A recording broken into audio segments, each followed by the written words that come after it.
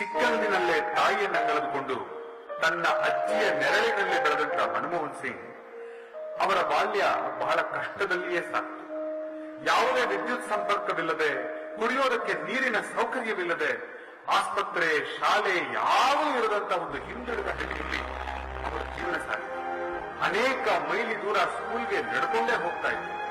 ಸೀಮೆ ಎಣ್ಣೆ ದೀಪದಲ್ಲಿ ಅವರು ಓದುವಂತ ಅನಿವಾರ್ಯತೆ ಇತ್ತು. ಹೀಗಾಗಿ ಆ ಮಂದ ಬೆಳಕಿನ ಕಾರಣಕ್ಕಾಗಿ ಅವರು ಇಡೀ ಜೀವನ ಮಂದ ದೃಷ್ಟಿಯುಳ್ಳವರು. ಇಷ್ಟೆಲ್ಲ ಕಷ್ಟಗಳ ನಡುವೆ ಸಾಧಿಸಬೇಕು ಅನ್ನುವಂತ ಹಠ ಮನಮೋಹನ್ ಸಿಂಗರಲ್ಲಿ ಹೋಗಲೇ ಇತ್ತು. ಅವರು ಜಗತ್ತಿನ ನಂಬರ್ 1 ಯೂನಿವರ್ಸಿಟಿ ಆದಂತಹ ಕ್ಯಾಂಬ್ರಿಡ್ಜ್ ಮತ್ತು ಆಕ್ಸ್ಫರ್ಡ್ ಯೂನಿವರ್ಸಿಟಿವರೆಗೂ ತಲುಪಿದ್ರು.